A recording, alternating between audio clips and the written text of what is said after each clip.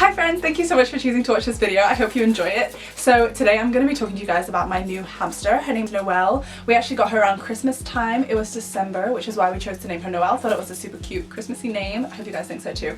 Anyway, if you guys have been watching me for a while, you'll probably know that last year I lost my 3 hamsters who I had for a long time. They were all over 3 years old, but at the time I was really sad about it and I didn't feel ready to get another hamster. It's been quite a bit of time since then and we finally feel comfortable and able to get a new hamster, which is what we did. We adopted her back in December, but I haven't been able to show you guys her between then and now because I've been super busy with school. January was my deadline period, but I'm finally over that now for last semester at least, so I should be able to make a couple of videos for you guys, which I'm really excited about.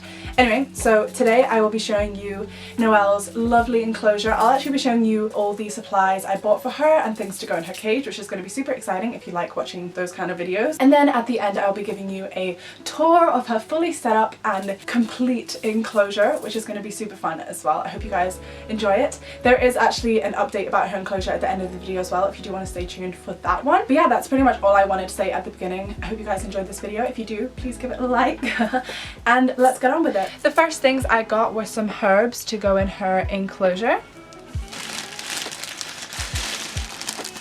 I got live herbs as they are safe for her and they provide a source of enrichment as well, and also they're super healthy, as I'm sure you guys can imagine.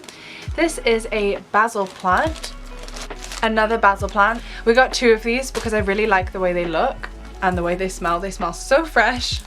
And then the last herb we got was this fresh coriander plant. This one also smells so good. I could just eat it. So I am planning to put all 3 of these fresh herb plants in her enclosure at the same time.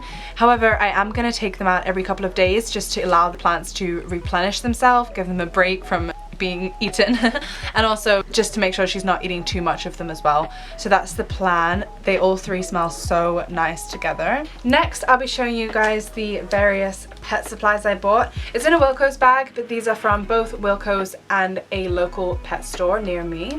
The first thing I got was this willow tube for her. This is going to be super fun for her to go through and she can also chew it. It is safe for her to do that. I thought it looked super cute as well. I'm gonna put this inside her bedding underneath the layer at the top as a burrow starter to encourage her to build burrows in the enclosure, so this is really exciting. Next I got this meadow of sprays for her. They are all safe for her. I'm going to put them in her enclosure to make it look more naturalistic and also to give her a bit more enrichment. It's a rosewood pick and fly. It's just an assortment of edible grasses for her with some seed heads and some sprays and just everything there, so that's going to be really good for her. Oh my god, this one has a heart shape on it.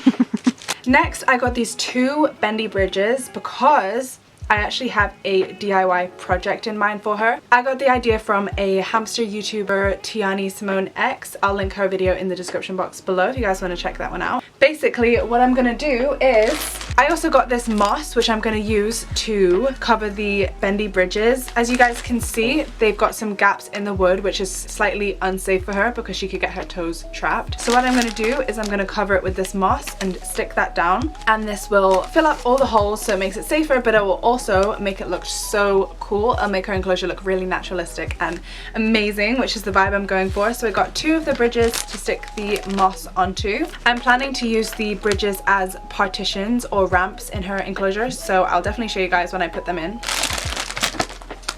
Next, I got this large munchable mattress so she can chew this up for nesting, and it's also a source of enrichment. Next, I got this. It is a reptile hideout in the shape of a cave, a rock cave. I thought it was so pretty and it's going to go with the naturalistic theme of the cage. So that's going to be a nice little tunnel slash bridge slash maybe food holder for her. I could try getting her some live mealworms and popping them in this and see if she enjoys them, but we will see. I'm really excited about this one. I might end up adding some stilts to it in the corners just to lift it up off the bedding a bit. Next we have some banana chips. I also really love these, but these are pet ones so I don't think I can eat them. They're really good treats for the animals. I can give these to my rats as well. Next I got the conditioning mix seed mix from Wilko's. If you guys have seen my how I make my rat food mix video, you'll know that I use this in making their food mix, which is why I picked it up. But I am also going to try making some treats with this as well, so stay tuned for that. That should be interesting. I am super excited. And then I got her a little glass water bottle. I really like the glass ones with the little carrot in, so I picked her up one of these, and I also got some Velcro. This is to to attach the water bottle to the side of her glass enclosure. And then last but not least was this eco nest bedding. I've really been wanting to try this bedding for so long.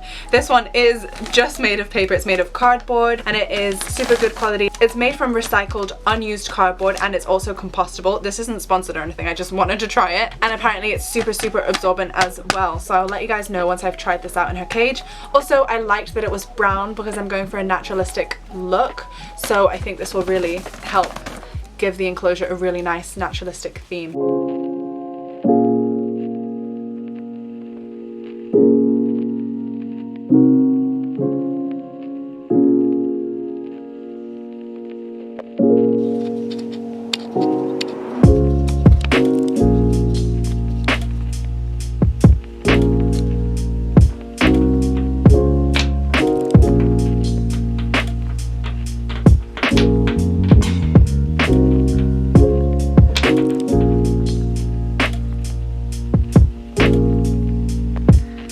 So this is her finished setup.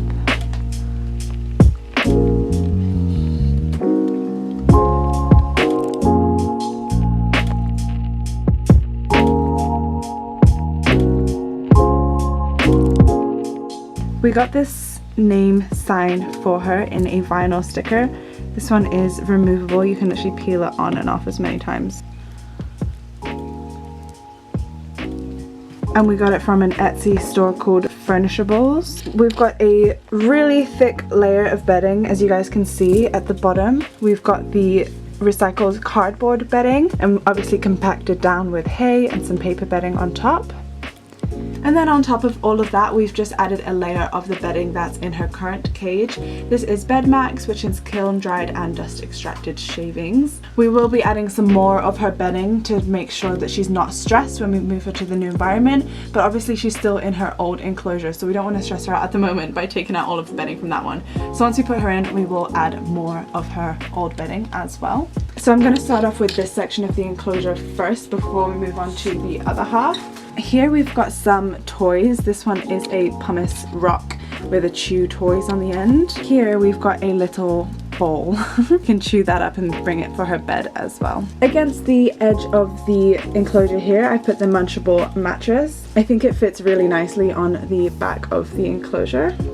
Here we've got a little hidey house for her. This one's actually on stilts so it doesn't fall down into her burrows. This is a adorable little coconut hide, again on a platform which is on stilts again so it doesn't fall down. And then I showed you guys these sprays. I've just stood some up throughout the cage. And then here we've got a large millet spray. And there's just some other various edible grass sprays around this area as well.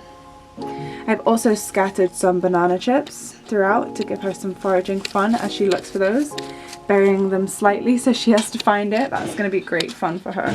And then here we've got a cute little bridge for her.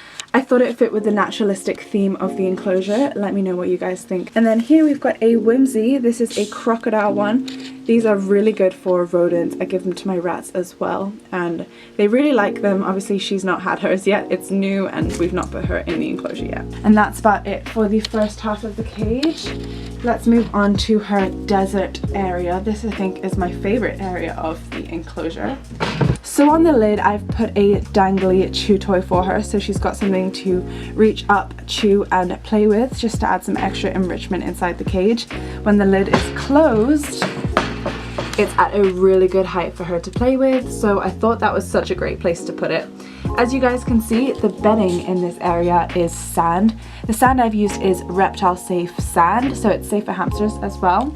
If you want to use reptile sand in your hamster's enclosure, you need to make sure that it's one with no added calcium, which is obviously bad for hamsters, so just double check that. The make I used was from Pets at Home. I showed you guys this tunnel in my hole. This I thought I was so smart for doing this, right?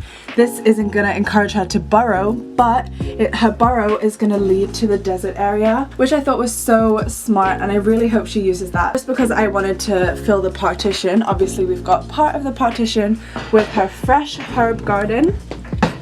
So we've got the basil plant, the coriander plant, and another basil plant. These are all really good for her, but like I said, I probably will be swapping this out every day or so, maybe every couple of days, depending on how much she eats of it and how much the plant needs to recover. So I've used these two as a partition between her soft bedding and the sand, which is obviously a much more shallower bedding as well.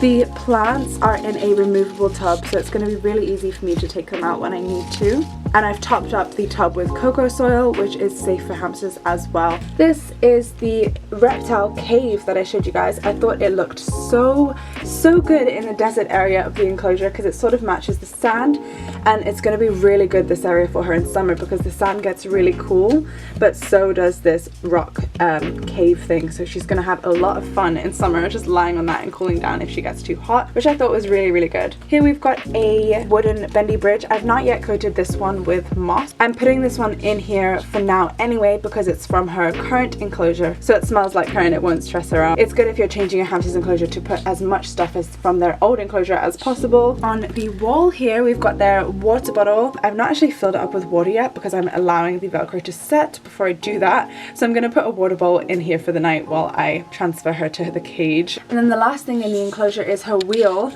We have actually ordered her another wheel. We've ordered her a cork wheel, which is slightly bigger than this one as well. It's really loud because it's quite old.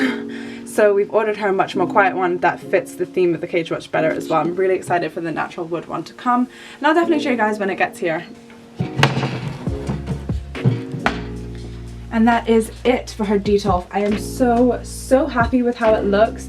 I'm so glad we upgraded it for her. I'm really sure she's gonna absolutely love it, and I'm so excited to put her in. So that's it for the cage, guys. I hope you enjoyed watching it. I hope you enjoyed everything in the cage. I actually have got one update to show you guys. In the tour I showed you her previous wheel, the blue one, but obviously when we got the enclosure we couldn't put in her new wheel because it hadn't arrived yet, but it has arrived. It actually arrived sometime last month. So this is her new wheel. I actually got the biggest size available. It's the wooden one with cork on the inside, which helps with her nails as well. This is the biggest size you could get. I think it's 33 centimeters, which is 12 inches, so it is the biggest size and obviously suitable for a Syrian. So I'm really excited with this. I think it's just so pretty as well and really suits the naturalistic look of the cage. But there's one annoying thing with it. It is much too tall for the detolf, so we have actually adapted the ceiling of the enclosure, but I'll probably show you guys in my next video. I'll do another cage tour soon because I have since rearranged the enclosure. But yeah, I just wanted to say thank you so much for watching, and I will see you next time.